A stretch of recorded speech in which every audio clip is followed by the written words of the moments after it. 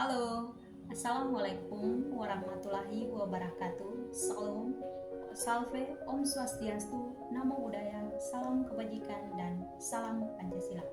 Perkenalkan, nama saya Sonia Trisanti Boboy dengan NIM 220107027.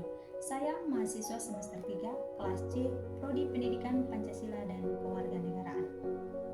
Tujuan saya membuat video ini sebagai penugasan akhir mata kuliah Ideologi Negara yang diberikan oleh Bapak dosen Fadil Masud SHOS MU. Baik, di sini saya akan membahas mengenai kasus penolong terhadap pengungsi Rohingya di Aceh. Mengapa kasus tersebut menjadi ancaman bagi ideologi negara dan bagaimana upaya yang harus dilakukan agar eksistensi Pancasila tetap terjaga. Pengungsi Rohingya yang berhasil mencapai angka 1.600 adalah berita yang memprihatinkan. Kita tahu bahwa Rohingya adalah kelompok etnis minoritas yang berasal dari Myanmar. Mereka menghadapi kekerasan dan diskriminasi di negara asal mereka, sehingga memaksa mereka untuk melarikan diri dan mencari perlindungan di negara-negara tetangga. Alasan mengapa Rohingya begitu dibenci di Myanmar, karena mereka mendapat perlakuan yang tidak adil di negara mereka, bahkan mereka mendapat ancaman genosida. Semuanya berawal pada abad ke-18 saat Inggris datang dan menjadikan Myanmar sebagai koloninya. Saat itu orang-orang India yang berdatangan ke Myanmar untuk bekerja, namun kedatangan mereka terkesan merampas hak-hak orang Myanmar. Hal ini membuat orang Myanmar merasa dijajah dua kali, yakni oleh Inggris dan orang-orang India yang secara fisik mirip dengan etnis koloninya.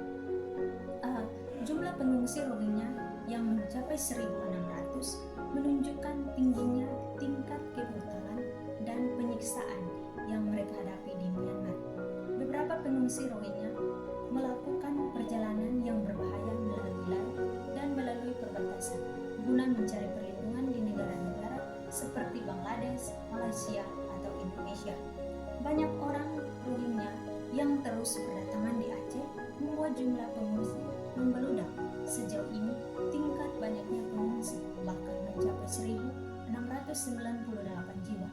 Ditemukan sebanyak 45 orang pengungsi Rohingya terdampar di pantai Kuala, IDC Aceh Timur pada 14 Desember 2023. Setelah ditemukan, pengungsi Rohingya tersebut akhirnya dipindahkan ke gedung Sport Center oleh pihak yang berwenang. UNHCR mencatat bahwa ini adalah gelombang pengungsi Rohingya yang ke-10 dalam beberapa bulan terakhir. Kedatangan orang Rohingya ke Aceh diwarnai dengan sentimen negatif dari warganet Indonesia. Bahkan narasi kebencian dan hoaks ini soal Rohingya marak beredar di media sosial. Di tengah polemik tersebut, seorang anggota DPR mewacanakan agar penyelamatan pengungsi yang masuk wilayah Indonesia harus didahului pemeriksaan status mereka. Peneliti yang berfokus pada Rohingya dari BR juga mengkritik wacana tersebut karena bertentangan dengan prinsip hak asasi manusia sekaligus bertolak belakang pada aturan yang sudah dibuat oleh Presiden Republik Indonesia Joko Widodo. Namun demikian, para nelayan di Aceh dikabarkan tetap membantu para pengungsi hukum adat. Hukum adat laut di Aceh mengikat setiap nelayan untuk menolong siapapun yang sedang terdampar atau berkesusahan di laut. Hal ini semacam kode etik yang berlaku di kehidupan mereka, terutama ketika mereka sedang berada di tengah laut di dalam situasi darurat. Misalnya ketika ada kapal yang tenggelam, banyak orang yang mungkin berpandangan bahwa nelayan hanya merasa terikat pada kode etik yang sudah menjadi turun temurun tanpa mengharapkan apa-apa sebagai imbalan. Namun tidak sepenuhnya benar demikian. Nelayan yang membantu pengungsi Rohingya tersebut dapat memperoleh reputasi baik dan rasa hormat dari masyarakat lain. Hal ini akan berdampak positif terhadap kehidupan sosial dan ekonomi mereka. Pemimpin adat yang disebut Panglima Laut membuat mereka harus tetap menolong siapa saja yang terkena musibah atau kesulitan di laut, yakni para nelayan, untuk menolong siapapun yang berkesusahan. Meski di darat kita selalu bermusuhan, tapi ketika di laut pihak selalu mengaku menjadi saudara, sehingga jika ada musibah wajib untuk menolong orang yang kesusahan di laut tersebut. Mengenai laporan mengenai pengungsi Rohingya yang semakin banyak yang masuk ke wilayah Indonesia, terutama Provinsi Aceh, terdapat dugaan kuat ada keterlibatan jaringan tindak pidana perdagangan orang dalam arus pengungsian ini. Pemerintah Indonesia akan menindak tegas pelaku TPPO dan bantuan kemanusiaan sementara kepada pengungsi akan diberikan dengan mengutamakan kepentingan masyarakat. Pemerintah Indonesia juga akan terus berkoordinasi dengan organisasi internasional untuk menangani masalah tersebut. Penerimaan pengungsi Rohingya menjadi perhatian internasional yang luas. Banyak negara dan organisasi internasional berusaha untuk memberikan bantuan dan perlindungan kepada mereka. Namun masalah ini belum terselesaikan. Semestinya jumlah pengungsi Rohingya yang terus meningkat menunjukkan bahwa banyak dari mereka yang masih dalam keadaan terancam dan membutuhkan perlindungan. Pemerintah Aceh juga melakukan tindakan yang sejalan dengan nilai-nilai Pancasila, yaitu memperjuangkan perlindungan dan kebersamaan bagi sesama. Sementara itu, masyarakat Indonesia yang mengeluarkan sentimen negatif terhadap pengungsi Rohingya sebenarnya bertentangan dengan nilai-nilai Pancasila.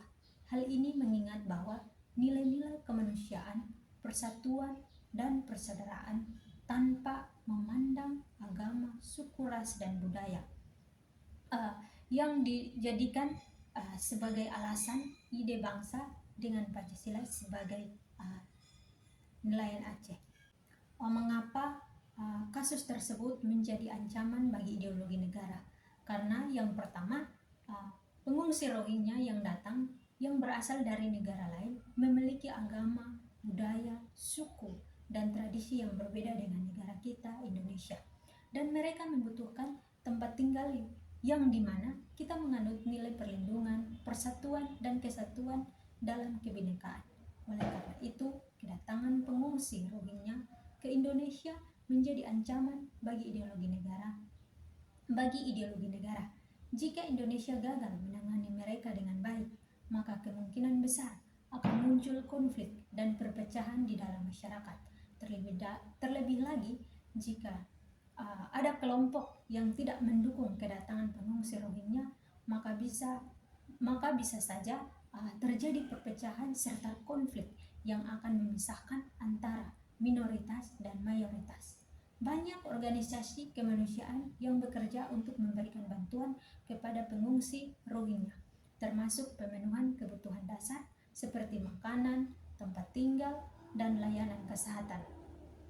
Namun, upaya tersebut masih jauh dari cukup untuk mengatasi krisis kemanusiaan yang dihadapi oleh pengungsi Rohingya.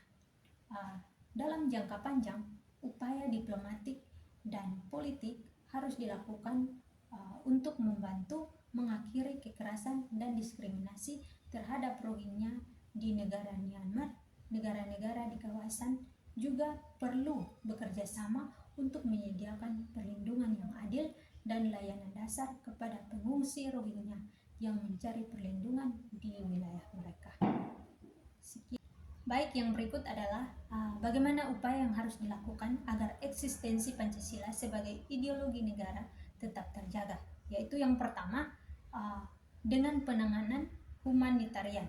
Nah, penting untuk memberikan perlindungan dan bantuan kepada pengungsi sesuai dengan prinsip kemanusiaan dan hukum internasional. Nah, yang kedua ada penguatan diplomasi. Nah, melalui diplomasi, Indonesia dapat bekerja sama dengan negara-negara terkait termasuk negara asal pengungsi untuk menyelesaikan akar masalah yang menjadi penyebab kedatangan dari pengungsi tersebut. Yang ketiga, ada pendidikan masyarakat. Upaya penyuluhan dan pendidikan kepada masyarakat mengenai pentingnya sikap empati dan toleransi terhadap pengungsi serta nilainya yang sejalan dengan ajaran Pancasila. Yang keempat, ada pengelolaan migrasi.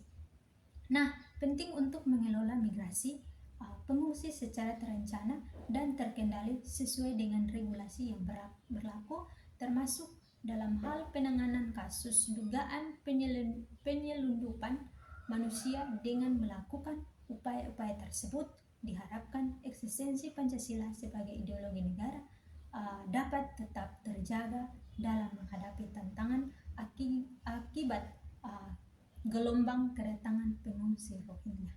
Yang kelima yaitu memberikan perlindungan dan hak asasi manusia yang layak bagi pengungsi. Pemerintah juga harus memastikan bahwa penanganan terhadap pengungsi tersebut harus berjalan sesuai dengan aspek perlindungan hak asasi manusia dan hak sipil, politik, ekonomi, dan juga sosial kultural yang ada di dalam Pancasila sebagai ideologi negara. Dari upaya-upaya yang sudah saya sebutkan, penting juga membuka kesadaran atau memberikan kesadaran tentang Pancasila secara kontinu terhadap masyarakat, khususnya generasi muda. Nah, hal ini dapat dilakukan melalui kampanye dan juga acara yang diselenggarakan oleh pemerintah dan masyarakat seperti pertunjukan seni, seminar, dan juga debat. Kebijakan selain itu dalam melaksanakan kebijakan atau keputusan harus sesuai dengan Pancasila, atau pemerintah harus selalu berusaha mengambil tindakan hak asasi manusia dengan mengedepankan keadilan, kesetaraan, dan keberadaban, dukungan kebudayaan dan kebinekaan bangsa yang berlandaskan gotong royong dan kebersamaan. Selanjutnya, seluruh elemen masyarakat, khususnya pemangku kepentingan, perlu diberi pengertian dan arahan tentang pentingnya memperkuat eksistensi Pancasila sebagai ideologi negara. Selain itu, penting juga untuk mengintegrasikan nilai-nilai Pancasila dalam kurikulum seperti di sekolah dan juga di perguruan tinggi. Selain itu, penggunaan media massa seperti televisi, juga handphone dapat membantu memperkuat eksistensi Pancasila sebagai ideologi negara. Namun, yang perlu diperhatikan adalah pengaplikasian nilai-nilai Pancasila dalam kehidupan sehari-hari, termasuk dalam tindakan bermasyarakat dan juga bernegara. Semua warga harus sadar akan pentingnya menerapkan nilai-nilai Pancasila dalam kehidupan sehari-hari serta melakukan tindakan yang sejalan dengan nilai-nilai Pancasila atau prinsip-prinsip Pancasila. Semua pihak termasuk masyarakat sipil, sektor swasta, dan juga media massa dihimbau untuk mempromosikan nilai-nilai Pancasila dan juga bertindak atas dasar nilai-nilai Pancasila tersebut. Demikianlah, dengan memperkuat eksistensi Pancasila sebagai ideologi negara, diharapkan dapat membentuk masyarakat yang lebih solidaritas, inklusif, menghargai perbedaan. Baik, ini yang dapat saya sampaikan. Sekian dan terima kasih.